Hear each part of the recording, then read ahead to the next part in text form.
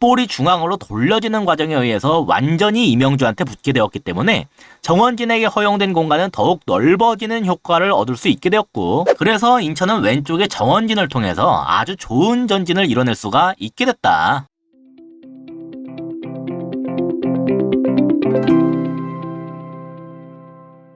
안녕하세요. 축구 보는 기자 축복입니다. 인천이 충북 청주에게 4대0 대승을 거뒀는데요. 정말 여러모로 다룰 부분이 많았지만 오늘은 오른쪽에서 나왔던 득점 장면 하나와 왼쪽에서의 전개 모습에 대해 집중해 보려고 합니다. 첫 번째 득점 장면이 나오기 직전의 모습인데요. 지금은 이주용이 볼을 잡고 있는 중입니다. 이주용이 볼을 잡고 있으니까 원래는 정원진을 잡고 있던 이 오른쪽 윙어가 이주용을 향해서 달려드는 모습을 확인할 수가 있죠. 대신에 그 정원진은 중미 하나가 벌리면서 잡으러 가고 있는 중인데요. 앞이 막혔기 때문에 이주용은 볼을 옆으로 돌리는 걸 선택했어요. 이러니까 이번엔 이명주의 앞을 잡고 있던 원톱이 압박을 하러 가기 시작했고, 김건웅도 다시 골키퍼한테까지 넘기는 걸 선택했죠. 즉 볼이 원래는 왼쪽에 이주용에게 있다가 오른쪽으로 점점 이동하기 시작하는 겁니다. 그리고 볼의 흐름상 오른쪽 센터백인 김건희한테까지 넘어갈 것이 쉽게 예상되는데, 당연히 상대 입장에서 가장 가까이에 있는 선수는 이 왼쪽 윙어가 되겠죠. 하지만 결과적으로 이 선수는 김건희한테 함부로 들어갈 수가 없었어요. 왜냐하면 그가 원래 잡고 있던 김명순의 움직임 때문인데요. 김명순을 버리고 김건희를 잡기 위해서는 자신을 대신해서 김명순을 잡아줄 선수가 있어야 되는데, 다른 중미들은 이미 각자 이명주와 정원진을 마크맨으로 삼고 있기 때문에 그걸 기대할 수가 없기 때문입니다. 따라서 김건희한테 함부로 붙는 것보다는 일단 김명순에게 향하는 패스키를 차단하는 걸 우선할 수밖에 없는 거죠. 적어도 여기에 있는 이 선수가 확실하게 김명순한테 붙을 수 있는 위치는 되어야 됐는데, 김명순이 내려오는 속도가 워낙 빨라서 그러기도 힘들었어요. 그래서 김건희가 볼을 잡았을 때까지도 김건희한테 붙들어 가는 것을 실행할 수가 없었죠. 그리고 그렇게 공간적 여유가 어느 정도 있었던 김건희가 여기에서 아주 놀라운 패스를 보여줍니다. 사실 저는 최대한 측면으로 쭉 찔러서 아마 윙어인 제르소가 받겠거니 싶었거든요.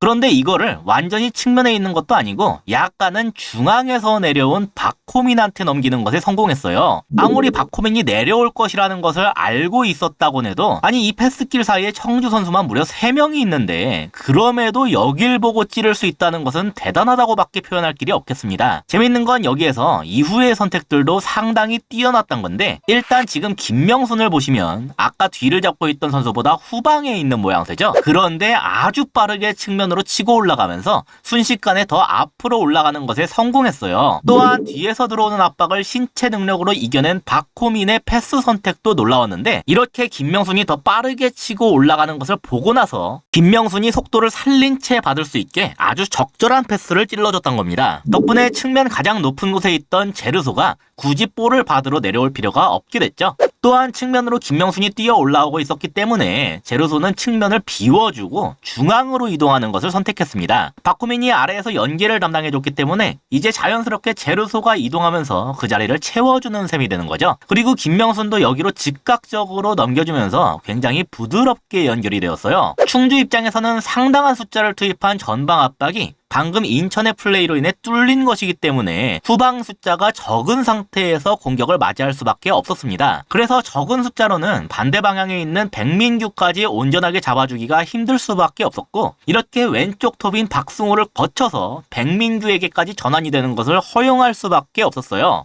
그리고 여기에서 백민규가 반박자 빠른 타이밍의 슈팅까지 성공시켰고, 비록 그것 자체는 골키퍼의 선방에 의해 막혔지만 그 튕겨나온 볼을 제르소가 집어넣으면서 득점까지 낼 수가 있게 됐죠. 굉장히 다양한 선수들이 아주 뛰어난 플레이들을 요소마다 보여줬던 점에서 아주 볼포인트가 많은 득점이었다고 할 수가 있겠습니다. 영상으로 이 장면만 다시 보셔도 될 만큼 정말 뛰어난 득점이었다고 생각해요. 한편으로 왼쪽에서의 전개에서도 상당히 인상적인 모습이 나왔었는데요. 지금은 김건웅으로부터 이주용에게 볼이 넘어가는 상황이에요. 보시다시피 지금은 왼쪽 중미인 정원진을 오른쪽 윙어가 잡고 있는 중이죠. 다른 2명의 중미들도 각자 한 명씩 앞을 잡고 있는 중이고, 중앙에 있는 이명주는 뒤에서도 잡고 있는 걸 확인할 수가 있는데요. 이후의 모습이 상당히 재밌습니다. 일단 이주용이 볼을 잡긴 했지만 여전히 함부로 붙들어 오진 못하고 있는 중이에요. 다만 이주용이 줄 수 있는 것도 마땅치 않은 상황인데 여기에서 정원진이 아까에 비해 측면으로 이동하고 이명주도 조금 더 인천 기준 왼쪽으로 이동하려는 모습을 보였습니다. 그리고 이주용이 의도적으로 볼을 갖고서 천천히 직접 올라오는 모습을 보였는데요. 이러면서 이명주와 정원진의 위치도 아까보다 조금 더 측면으로 이동하게 되었습니다. 이것이 주는 효과가 꽤 명확하게 보이죠.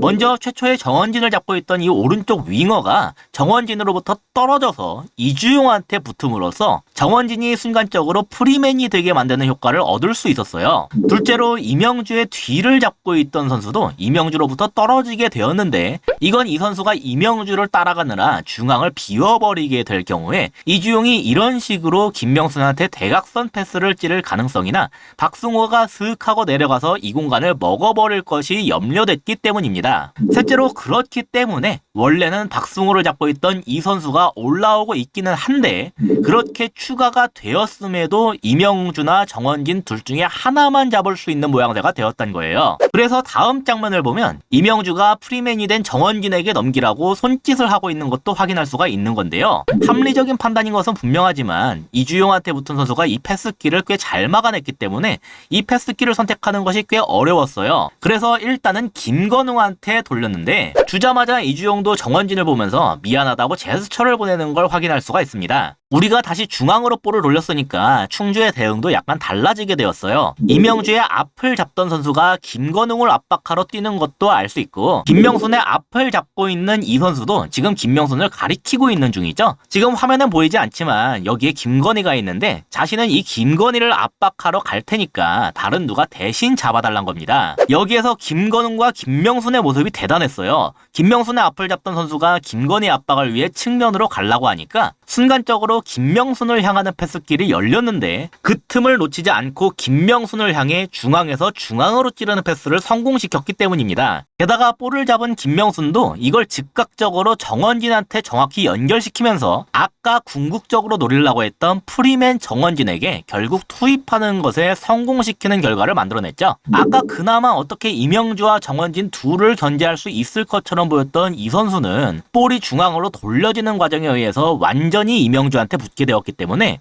정원진에게 허용된 공간은 더욱 넓어지는 효과를 얻을 수 있게 되었고 그래서 인천은 왼쪽에 정원진을 통해서 아주 좋은 전진을 이뤄낼 수가 있게 됐다. 김명순이 좋은 모습을 통해서 정원진한테 투입하는 걸 보고서 이주용이 따봉을 날리는 모습도 확인할 수가 있죠.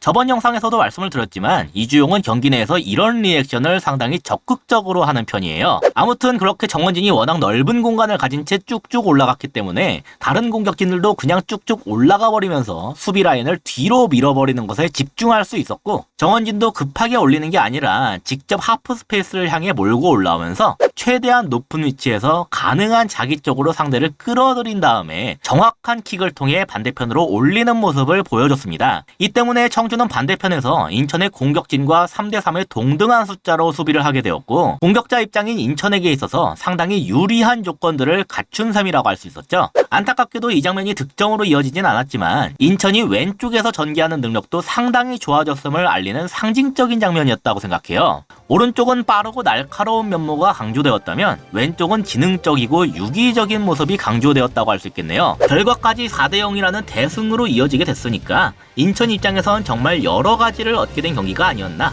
그런 생각이 드는 경기였습니다. 이상으로 오늘의 영상을 마치도록 하겠습니다. 시청해주셔서 감사합니다.